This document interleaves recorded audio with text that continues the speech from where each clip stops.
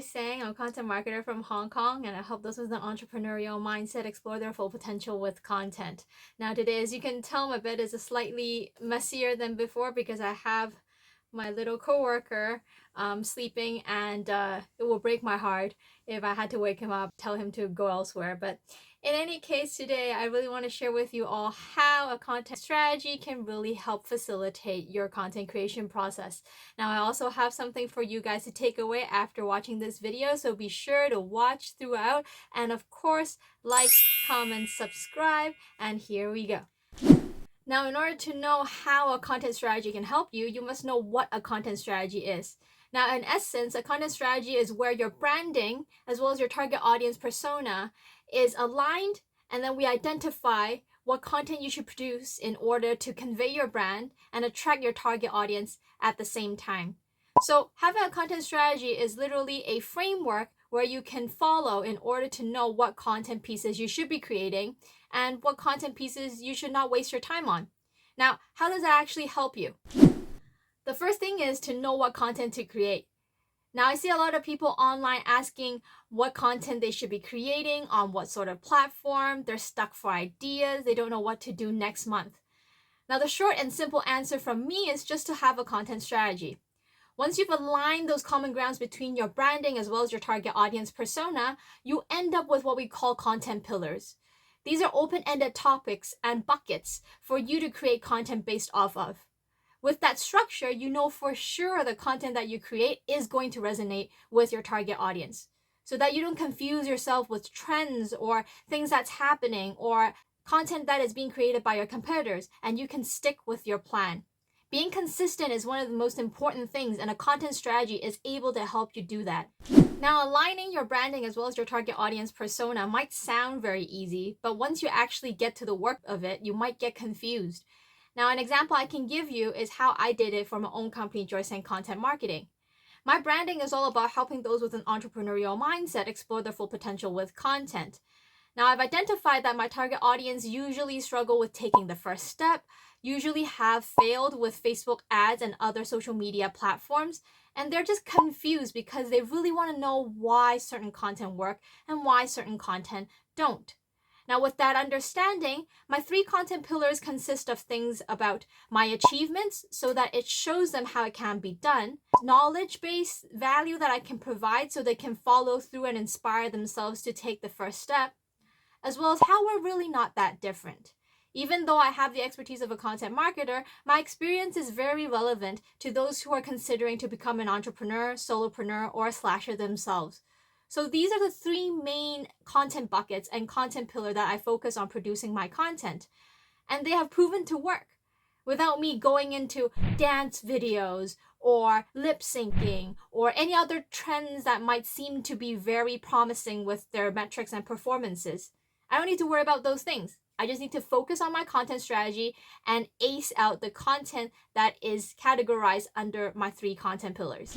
Second thing is consistent improvement. So a lot of people get very confused and frustrated with their social media content or their website blogs or any other kind of own channel content they create because the performances fluctuate every single month, let alone maybe even every single week. Now, it does get very demotivating for an entrepreneur or solopreneur who's trying to ace their content without a content strategy, because there's no way for them to spot out content patterns in order to accumulate their insights for further growth in their content, scalability, and improving overall. So again, my short answer for this is just have a content strategy, because then you have this playbook that is guiding you from since day one. And you know exactly what the content should look like, what the content should talk about, and from there you consistently refine it.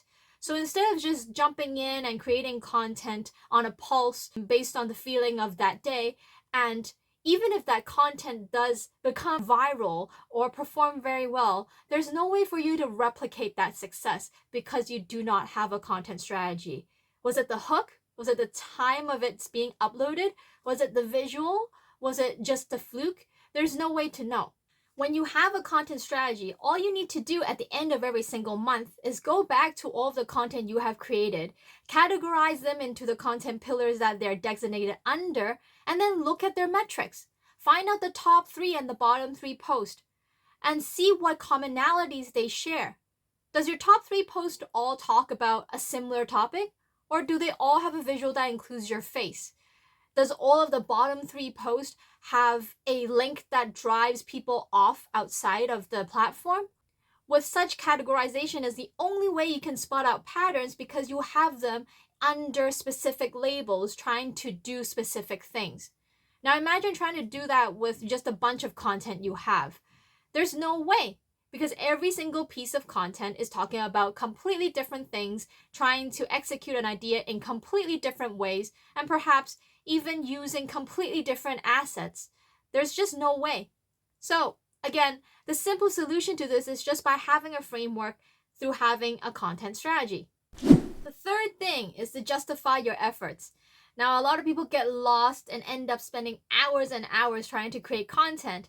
And once it gets published, it seems like nothing has happened. There's no results from it. If you're working by yourself, maybe you can keep yourself motivated. But what if you're working in a company? Other departments or colleagues will be questioning you why you're spending so much time on these content that can't justify itself. Now, again, the short answer is just have a content strategy.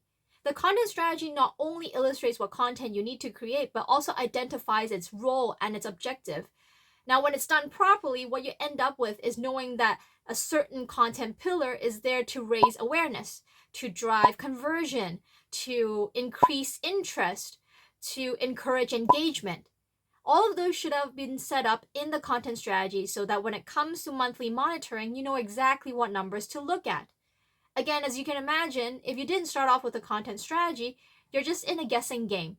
At the end of the month, you're trying to look at vanity metrics, which really doesn't drive into any business goals or prove any sort of justifiable results. So an easy way for you to understand this further is to go back to my example for Joyce and content marketing.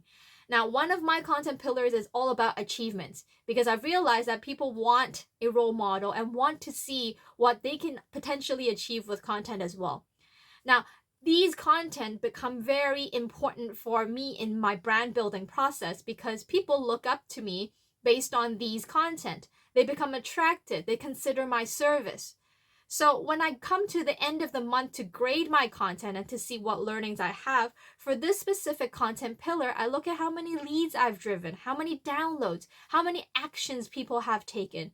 And of course, I pair them out with a contextual idea of reach and views and things like that. But never do I actually look at my number of followers and base that as a success metric or a level of justification for my content, because that's not what they're setting out to do. I'm not trying to use my content to increase my followers, but for this content pillar, I'm really trying to drive them into my funnel so that they consider my service. This is how I utilize my content strategy, my content pillars, and use and create content in order to build my success.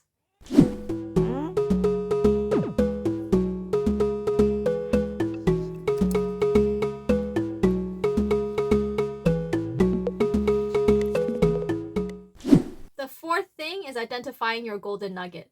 Now, this term can be defined in numerous different ways under the whole marketing umbrella. But for me, under this aspect of content marketing, it really means identifying that one golden piece of thing that makes your content consistently succeed. Now, as you can imagine, you can't guess your way through too. A lot of influencers, or what we call KOLs, or even companies or small business owners, they kind of guess their way into it. I'm not saying you can't do that, but if you were to ask me, guessing doesn't seem like a safe bet. Obviously, you can still get to the same result, but why not try and do it in a more systematic way? With that being said, having a content strategy so that there's always things you can look back on, even if what is doing now isn't working as well as you would want it to, you're not starting fresh every single time. Now, you would see a lot of different social media platforms and accounts online, whether it be on YouTube, LinkedIn, Facebook, Instagram, where these very famous and successful content creators that keeps pumping out the same style of content because they've reached their golden nugget. They know exactly what it is that drives their target audience's attention, what captivates them, and what is very effective in driving their business goals. Some of them might be long format tutorial videos. Others might be quotes. Some others might be carousel, slider post on Instagram. For you, in order to achieve and find out your golden nugget, my best bet is definitely having a content strategy instead of guessing and just throwing in all these time and wondering what might help. But in order to identify your golden nugget, it takes more than just having a content strategy. The strategy is just the first step, the main stage, the foundation for you to build on top of. And then you have to do your test and learn. Create all the content that I've mentioned that aligns your branding and your target audience to fulfill your various content pillars. After every single month, every single quarter, biannually, annually, you have to assess them. See how they've grown, identify commonalities, what has made these posts work well, and what has made some of the posts not work as well. Eliminate those things and continuously just build on the thing that works. As you can imagine, it's kind of like a pyramid. From the strategy to the test and learn to the assessment, ultimately, your main goal, and the main goal as a content marketer, is to reach that golden nugget. Now, of course, a lot of people might wonder, why do all this heavy lifting and all these work? Why can't I just try it out and hopefully get to the top of the pyramid? Think of it as like climbing. Yeah, you could just drop in from a helicopter, but then you're missing out on the whole journey of learning, all the insights, all the things that really make you much more valuable than another person who sort of just hijacked the whole thing. So this is kind of the goal. And this is the ultimate reason why having a content strategy really helps you. The fifth thing and the final most important thing is be immune to algorithmic changes. Now, a lot of people worry about that, Google changing its search algorithm, Instagram introducing new things like Reels, TikTok, Facebook. Everything is being created on rented land. All your content is going to be affected by how the platform decides to rank and showcase your content to audiences. Now, there's no way for you to upkeep yourself and keep changing all the time. Personally speaking, I don't think that's a practical way to do it anyways. The gist of it is to just create very valuable and good content, and it will find its way to your target audience no matter what. Now, having a content strategy, because it's built up from the foundation, from rationale and justification of your branding, as well as your understanding of your target audience persona, you can never be too wrong. Of course, the execution of the content can be refined, but the whole concept of what your content should convey remains the same.